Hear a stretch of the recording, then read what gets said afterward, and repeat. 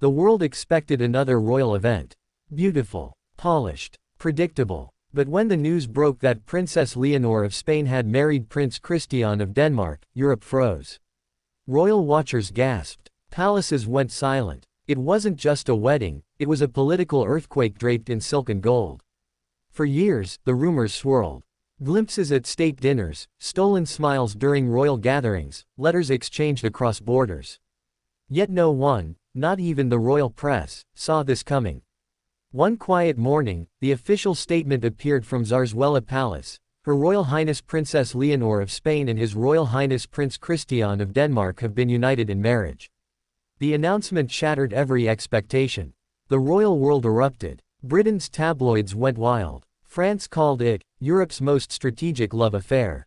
Denmark's prime minister called it a union of friendship and future. But in Spain, pure disbelief. The young woman once seen as the symbol of Spain's modern monarchy had taken a step no one predicted, binding her fate to another crown. The story began long before this moment of global pause. Their first meeting, discreet, brief, and nearly forgotten, took place at a royal youth summit in Oslo. Leonor, then still a student in Wales, was representing Spain's royal foundation. Christian, the quiet Danish heir, had come as his nation's young delegate. They spoke for just a few minutes. But for both, it was enough to change everything. Years passed. Distance, duty, and silence defined their reality. Yet somehow, their connection grew stronger, in messages, shared confidences, and private reunions far from the flash of royal cameras. Their bond was quiet, genuine, hidden behind the polished smiles demanded by their crowns. But love has a way of defying the rules of monarchy. The moment came during the coronation celebrations of another European royal. Cameras caught a fleeting moment, Leonor's hand brushing Christian's sleeve. It lasted less than a second, but the internet noticed. Overnight, social media exploded with speculation. Were two royal houses, Spain and Denmark, about to merge through love? Inside both palaces, unease spread. Advisors met in private, anxious over the diplomatic implications. Two future monarchs could not simply fall in love, not without rewriting Europe's royal balance. Yet behind the walls of protocol, two young hearts were determined to make it real. When Leonor completed her military training in Zaragoza, Christian attended the ceremony in secret, standing quietly in the back among invited dignitaries. Witnesses recall his eyes never left her as she saluted her father, King Felipe. And later that evening, away from the cameras, he reportedly whispered, "You've earned your crown. Let's build the future together." Their relationship deepened, but every step came with risk. Spain's royal press, fiercely protective yet hungry for stories, began to dig. When photos emerged of Leonor visiting Copenhagen for academic discussions, the whispers began anew. By the time she returned to Madrid, the world was watching her every move. Still, no one expected the announcement that froze Europe.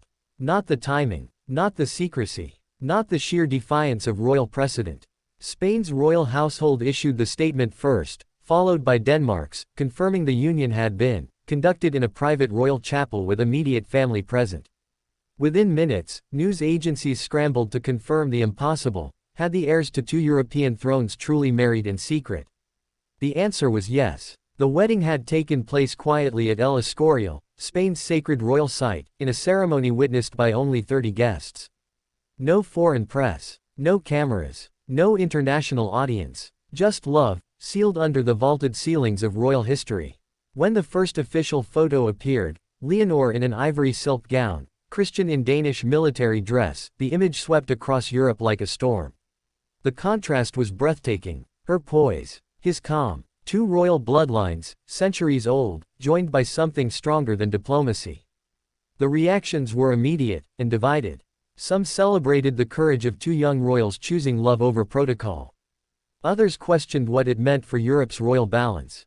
Could this union blur the lines between two monarchies? Would Leonor rule Spain alone, or as part of a united house with Denmark? The British royal family released a brief but warm statement, calling the marriage a beautiful symbol of modern monarchy. Yet behind closed doors, courtiers debated the implications. European tradition rarely allows heirs of two reigning monarchies to wed without consequence. History was being rewritten in real time. In Spain, emotion overrode politics. Crowds gathered outside Zarzuela Palace, waving both Spanish and Danish flags. For many Spaniards, Leonor's choice represented something long forgotten in monarchy: authenticity. She wasn't just fulfilling her royal role. She was following her heart. Meanwhile, Denmark glowed with pride. Christian, often overshadowed by the legacy of his parents, had stepped into his own light.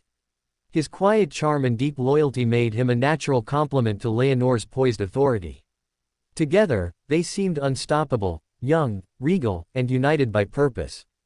And yet, not everyone was pleased. Within the European aristocracy, murmurs of disapproval grew. Some feared the merging of two future thrones could upset the delicate equilibrium between nations. Others questioned the constitutional complexities that might follow. Would their future children inherit claims to both monarchies? Could Spain and Denmark ever truly share royal heirs? Still, Leonor and Christian appeared unfazed. Their first joint public appearance came days later, walking hand in hand through Madrid's Plaza Mayor. No royal carriages, no parade, just two figures smiling at the crowds.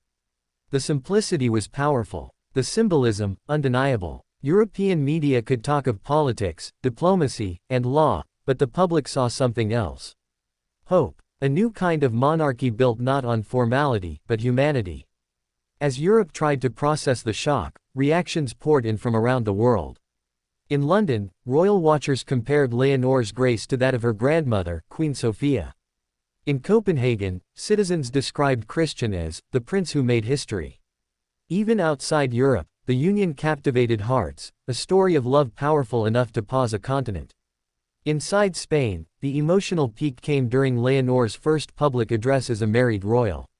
Standing beside Christian, her voice steady, she said, "We stand together not as symbols of two nations, but as servants of one shared purpose, to lead with love, honor, and truth." The hall erupted in applause.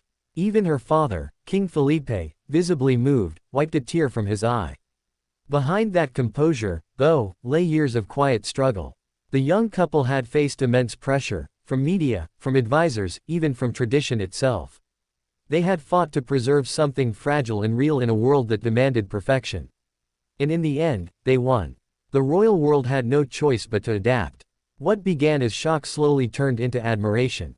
Columnists once critical began calling it Europe's most courageous royal act in decades. Social media flooded with tributes, paintings, fan edits, and messages celebrating the marriage. Even political analysts admitted it had softened the perception of monarchy across generations. Months later, when Leonor and Christian hosted their first joint diplomatic event in Copenhagen, the sight was almost surreal: two heirs, two crowns, standing united. They represented history and hope in equal measure. Their story became more than a royal love tale. It became a movement, the proof that royalty could evolve without losing its essence. That even among the world's oldest traditions, love could still lead. As the sun set over Madrid the evening after the announcement, the city was silent. Then, from balconies and rooftops, bells began to ring, not commanded by the palace but by the people. Church by church, across Spain, the sound spread like a heartbeat. Denmark answered with its own bells an hour later. Two nations, two histories, one sound of unity. Europe froze when the news broke. But as the world exhaled, something beautiful happened. People didn't just see a princess and a prince. They saw two humans brave enough to love across centuries of expectation. And in that stillness, amid shock and wonder, the royal world understood, it wasn't just a marriage. It was the beginning of a new age, one where crowns bowed, not to power, but to love itself.